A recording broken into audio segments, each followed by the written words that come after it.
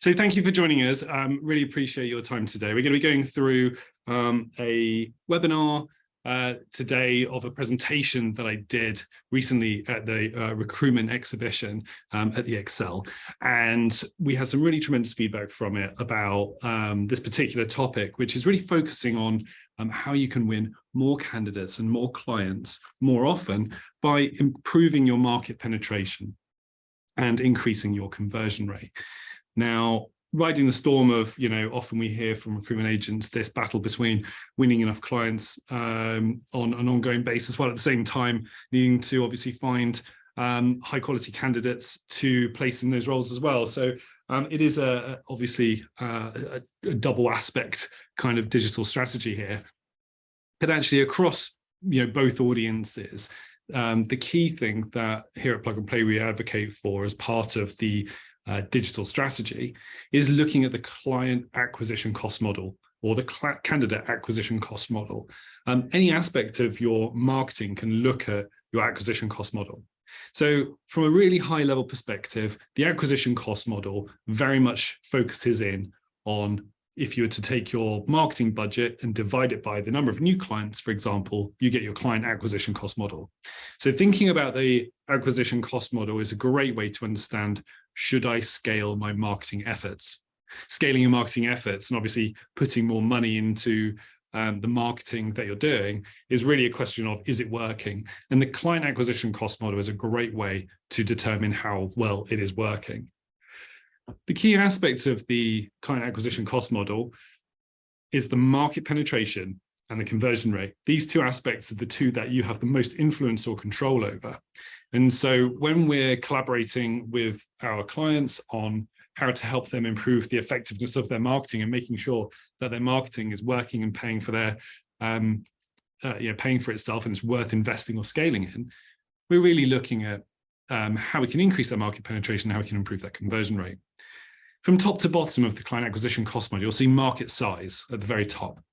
Market size is very much a measure of, for example, if you look at it from an SEO perspective, it would be a measure of all the keywords you might rank for, and then where you rank in Google for those keywords. And it's a combination of saying, how many people are doing the Googling of all the things we wish we could appear for, and then your positions in Google and the number of click-throughs you get equals your traffic. And so your market penetration is understandable as a representation of how much traffic you're getting, for example, from Google versus the number of people doing the Googling. And so understanding that market penetration and your movement over time of the market penetration is super important. And we'll come on to that in more detail shortly. And with conversion rate, this is obviously where people are landing on the website and actually turning into leads, telephone calls, and then from the bottom here, from the conversion rate, you can see the number of applications or inquiries as new clients might inquire, the offline conversion rate you might have as a business, and therefore the number of new clients you actually get from the marketing effort. So marketing spend divided by new clients is your client acquisition cost model. So once you know winning a client costs us £500, £1,000, whatever it is, £20, it could be very much that you then decide, okay, brilliant, we can now scale our marketing effort because we know what it costs us.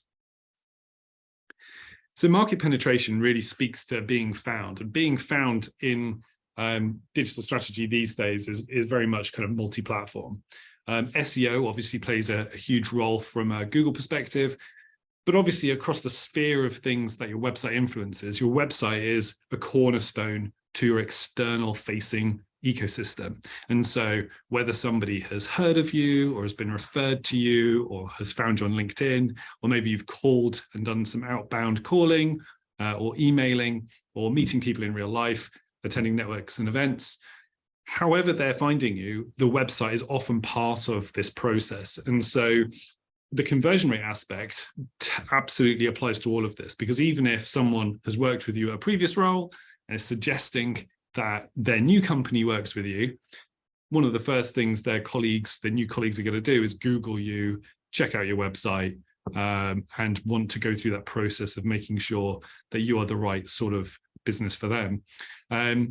And so when we're looking at that overall ecosystem of market penetration, really we're thinking about the whole ecosystem here and how that influences your ability to convert leads, whether they are word of mouth or through other digital methods or through SEO, and turn those leads, into or traffic into inquiries. One of the interesting things we did actually for the show was we undertook a bit of a marketplace analysis of recruitment agencies within the UK. And it was quite striking, actually, that as a sector, most recruitment agencies are basically not very good at SEO. Only 11% of recruitment agencies are doing the basics of SEO well. In terms of doing anything advanced, there's like very few agencies doing anything, few and far between. Most agencies are not doing the basics. So 89% of recruitment agencies aren't even doing the basics. So it's quite a striking take on the marketplace. And when you think there's 23,500 recruitment businesses in the UK, and there's 10 positions on the page one of Google, really thinking about, okay, well, how do we outperform our competition? Doing the basics as well is obviously the start point. Doing anything more sophisticated is something that the market isn't really doing. So it's actually a good opportunity for recruiters who are thinking about digital strategy to differentiate themselves and stand out from the competition. So SEO is one of those key things where recruitment businesses are often very good at outbound networking, LinkedIn, and so on. But obviously, because SEO is a weak point, this is a great opportunity for us to talk about how to improve that within your own business.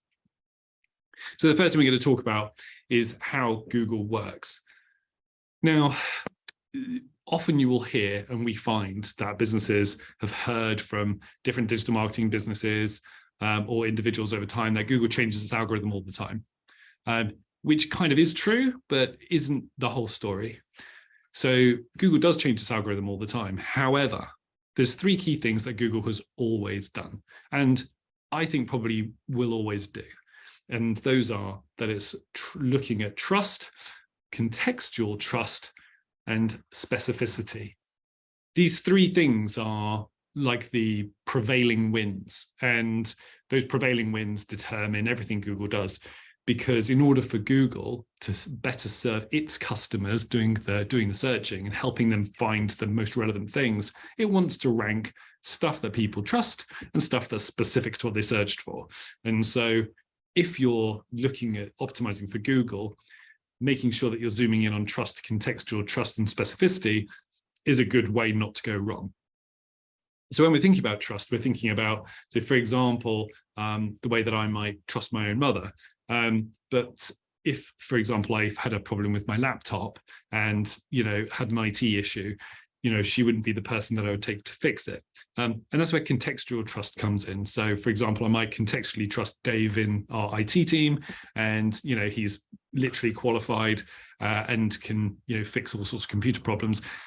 As to whether I trust Dave more than my own mother, it isn't really the argument. It's more about saying, actually, I have contextual trust for you in this scenario versus trust overall as like a high level kind of depth of knowledge and understanding.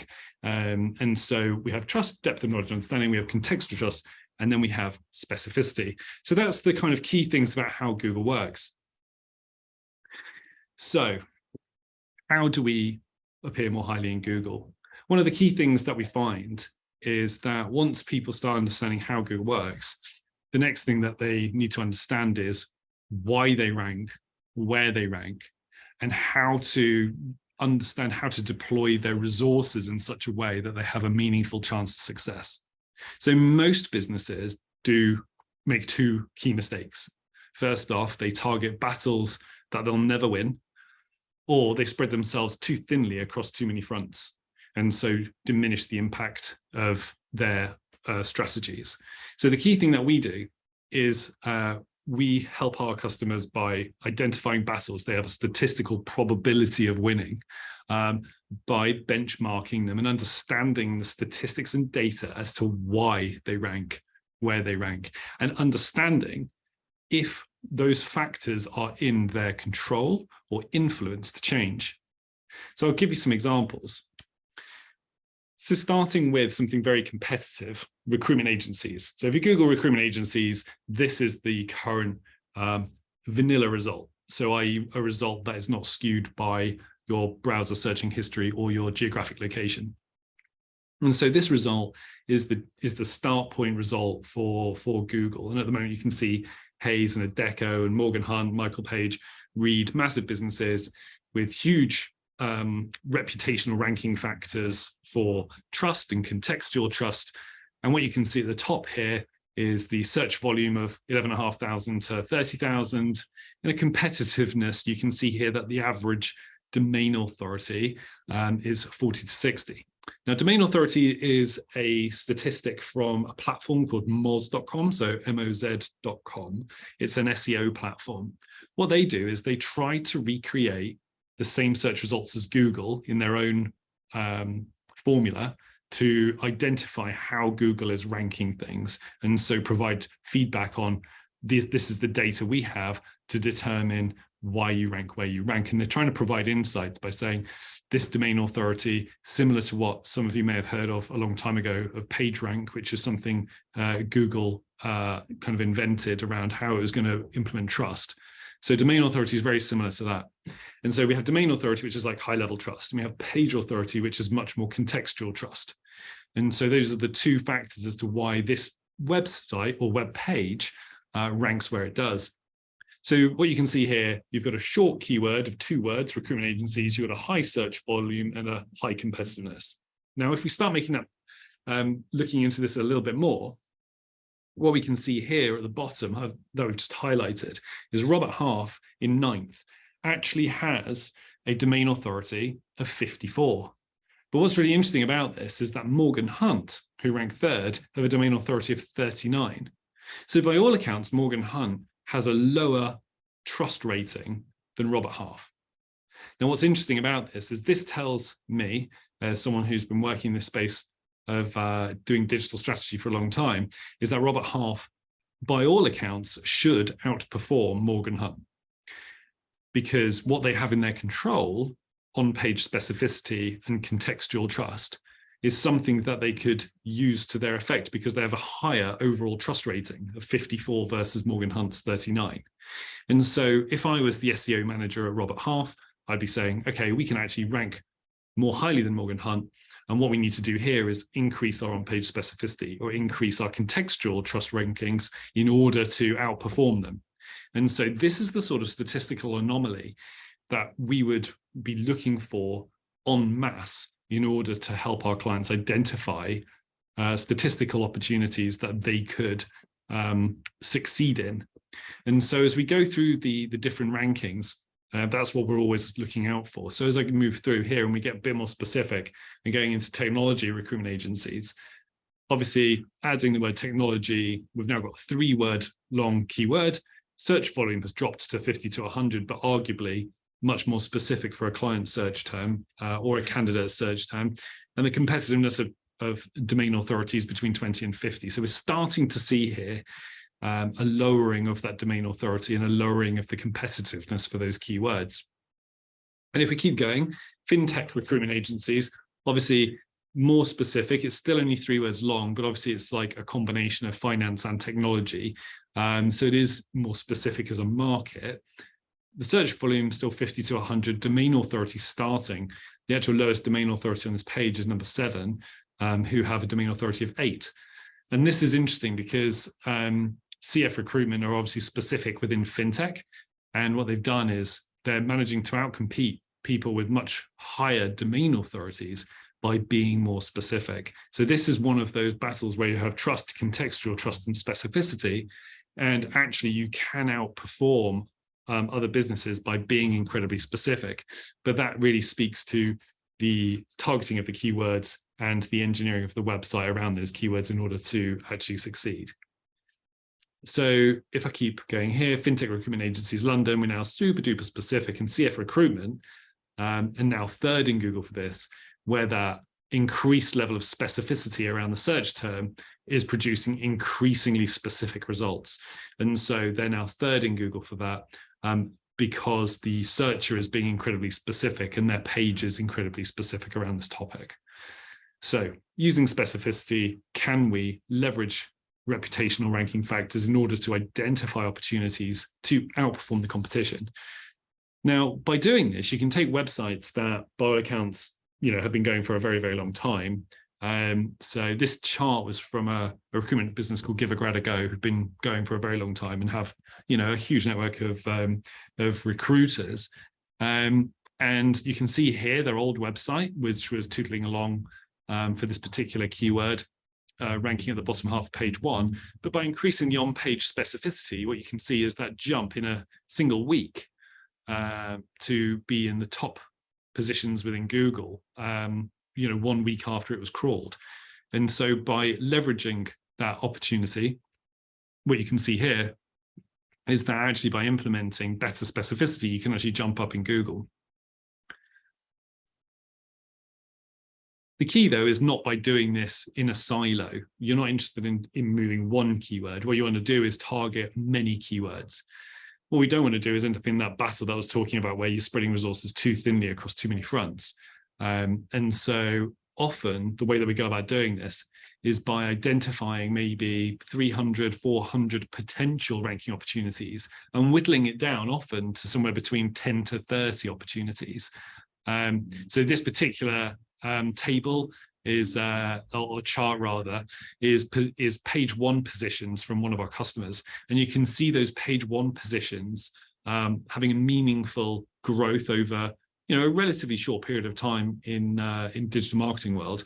But from launching their website, pre-launching their website over here, where they didn't rank for anything, to starting to ranking Google on page 1, to driving those growth, no outbound or inbound SEO was being done. This was purely based on engineering the website effectively around an SEO strategy.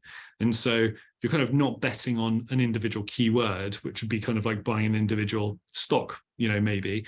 And this is more like investing in a tracker fund over hundreds of stocks. And really what we're looking for is to drive those statistical anomalies out and shift the market in this way. So driving this disproportionate growth by picking those battles. And so when you are going wide on these hundreds of keywords and you are choosing those narrow few, what you're really doing is going through the strategy of choosing what not to do and focusing your effort and focusing your resources and energy and the website's focus around a small subset of keywords of maybe 10 to 20 keywords. That's really going to shift the dial for you. So when we're thinking about a successful investment in improving market penetration, really what we're going to be advocating for is to do the basics well. And doing the basics well means understanding where you rank in Google and why, and benchmarking yourself against your competitors, looking at domain authority and therefore the trust of you versus your competitors, and identifying and researching all the variant keywords that you and they might be going for. From there, you can think outside the box and try and narrow in. We often find, for example, clients don't fall far from the tree. So for a lot of recruitment businesses we've spoken to, the clients are within a 50-mile radius of the recruiter's office. So it's surprising when you start thinking about niches, locality, and any other factors around role types or the types of candidates that people are looking for. When you bring all of those niches together, you can often find highly performing keywords that would generate the right sort of traffic and turn into leads and candidates. So consider the intent of the keywords as well. Obviously, longer, more specific keywords would infer higher intent. If you're looking for a fintech recruiter based in Milton Keynes, then actually the intent there is going to be super high. And you're much more likely to turn that visitor into a lead if you are a fintech recruiter in Milton Keynes, of course. So the next factor is increasing the conversion rate. Now, increasing the conversion rate is obviously something that matters wherever people come from. So obviously it matters from SEO, but equally within social or email marketing or anything else, as I mentioned at the top of the webinar, just because somebody has found you on social, has been referred to you offline in real life, they're unlikely to give you a call out of the blue without first looking at your website. So the website still needs to go through this process of qualification, validation, reassurance in order to provide someone with that warm, fuzzy feeling that actually they're reaching out to the right sort of people. So with conversion rate, one of the first things we need to do is understand what a good conversion rate looks like. So how do you compare in the market to other businesses' conversion rates? There isn't a dedicated answer on recruitment businesses conversion rates, but there is business services. And so within business services, and this data is from a platform called Unbounce that specializes in the reduction of bounce rates and the increase of conversion rates. What you can see here is business services, on average, would be around 3.4% of the visitors convert into contact form submissions, email submissions, or picking up the phone. The highest and best conversions are around 15.7%. However, this higher conversion rate suggests high brand awareness or high brand and product or service alignment, or that someone is visiting a particular website because they've searched for a brand, for example. So once you remove brand search terms, once you remove people looking for something incredibly specific, 3.4% is probably about right. Most conversion rates that we see across business services are between 2 and 4%. So it is a sliding scale where sometimes a very high conversion rate can infer a very low market penetration, i.e. people are only finding you because it was you they were actually looking for. Whereas actually the wider you go with people discovering you and the more peripheral that target audience, the more likely they are that they won't convert. So it's this balance of your conversion rate should be low enough because a very high conversion rate infers that people were looking for you anyway, and you're not actually being discovered by new prospective clients or candidates. So coming back to the customer acquisition or client acquisition or candidate acquisition cost model, and thinking about, okay, well, we've talked about market size, we've talked about market penetration, that conversion rate can have a huge influence over turning that visitorship and traffic into applicants or client inquiries. And it's this that's really needs to govern your strategic approach around how you spend your marketing budget and where you spend your marketing budget.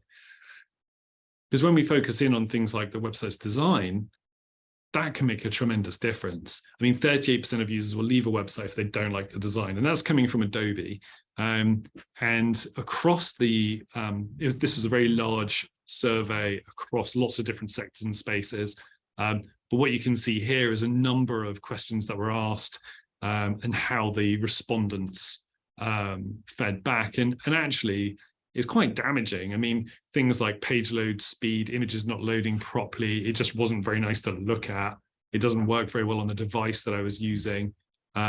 It's a fascinating insight. And when you look at recruitment businesses, we found that of one of the big factors that reduces conversion rate was website page load speed. People like Google and Amazon and so on have trained people to basically hate slow websites. So 39% of users will leave a website if it's too slow. But what we found was when we were doing the research into the recruitment space was that 70% of recruitment agency websites aren't meeting best practice load speeds. And so again, by doing the basics well and investing in things like load speed, you can massively improve your statistics versus your competitors. So focusing first on ensuring your website is fast is one of the first things you can do. If you're not using a CDN or a content delivery network at the moment, I would certainly advocate that you look at something like Cloudflare.com. Cloudflare is a content delivery network. It basically takes copies of your website and your digital assets. And when people come to your website and they're based in different parts of the country or different locations, it basically has multiple copies of your website edge hosted in different towns and different regions. And what it means is that when people go to your website, they're more likely to be served by a server that's more local to them. And that caching of that server means that the server response time is very fast. Cloudflare.com has a free account level. So actually, if you do nothing off the back of this call, then look at Cloudflare.com. That's a great win. Consider the content architecture and code quality. Obviously, as we were saying about digital strategy at the top of the call around market penetration and increasing your market share, having a great strategy, having picked the right keywords is one part of the battle. But obviously, the execution of how you then implement that is super important. There's no good having the world's best strategy and then not implementing it very well. So the content architecture needs to align with those keyword strategy, and the quality of the code needs to represent the specificity of that keyword targeting, because Google doesn't have eyes yet. But what it does do is it does parse the code, and it interprets that code in such a way to determine how specific you are. So using point and click builders like Squarespace, or even systems in the recruitment space like Volcanic, those generic platforms have generic code, and that generic code isn't specific by default, and therefore having highly specific code can make a huge difference to the performance. Obviously, your design and brand matters, and as you saw from the Adobe data, that's a super important way of making sure that people don't bounce. But providing that consistent user experience across devices, aligning with your niche, whether that's locale, sector, role type, candidate type, or anything else, can provide keywords that are going to be highly converting, and prioritizing your investment based on the return. Focusing in on that client acquisition cost and really measuring the performance of your marketing will enable you to understand whether you should scale your marketing from there or not. So who's doing this well? I mean, from our perspective, there's a few businesses in the recruitment space that we have worked with before that we think are doing this really well, and Tempo is one of those. Tempo was probably our first business that we were up for a Webby for, so that's like a web design Oscar, and effectively the design here, the quality of the alignment between the temporary, pretty much young people in central London and how they get onboarded is a great way of reducing bounce rate by being highly aligned to a target audience and highly aligned to their target clients. Has meant that this alignment, both visually, creatively, content-wise, and from a digital strategy, is a great way of actually delivering outcomes. So we think they're doing a fantastic job. Give a great go. Also, clients of ours, these guys, we only launched in January, but their market penetration is up about 18% as of the beginning of this week. And they were already significant market leaders in the graduate recruitment space. So huge success from an international SEO perspective, but also these guys are up for a Webby. So hopefully, fingers crossed, we'll see what happens there. But from a design brand ecosystem, again, that was something that we delivered, and super excited that this also integrates with Job Adder and has a portal of client and employer portal that we built as well. So that's a great one. Burns Sheehan, they're a technology recruiter based in London, very much focusing on developers and engineering roles within the tech space. Fantastic kind of design ecosystem, I feel, that we put together for these guys. Again, great website. We did the design of this, and the build was done by another technology firm that they were already collaborating with. But it was a fantastic opportunity to look at how we can best align their target audience archetypes with their digital strategy, with their design ecosystem and their conversion optimized paths. So great business that we feel are doing really well there. And then lastly, Bond Global. We started collaborating with these guys end of last year, launched a new brand design system and website in February, where they weren't ranking anywhere for anything apart from their name, actually. But now they're already on page 1 for deep tech recruitment, clean tech recruitment, and a few others. I think from about 7 or 8 weeks from launch, they're already seeing those results. And just by going through the process that I've talked here about measuring their benchmark, measuring their competitors, identifying opportunities, not targeting things that are too big, not spreading themselves too thinly, they've been able to get onto page 1 of Google for highly specific search terms. So this is a tremendous success from that perspective, as well as being actually a visually very appealing site that's doing really well for them. So super excited to see that one grow going forward. So thank you for your time and joining us on the webinar today. There's obviously a lot there. You can download the recruitment agency benchmark report from the QR code here. If you do have any questions, we'd love to hear them. If you want to follow up with us on email, or if you want to ask for the slides, very happy to send those out. So thank you for your time today. And yeah, hopefully we'll catch up with you offline. Many thanks. Bye-bye.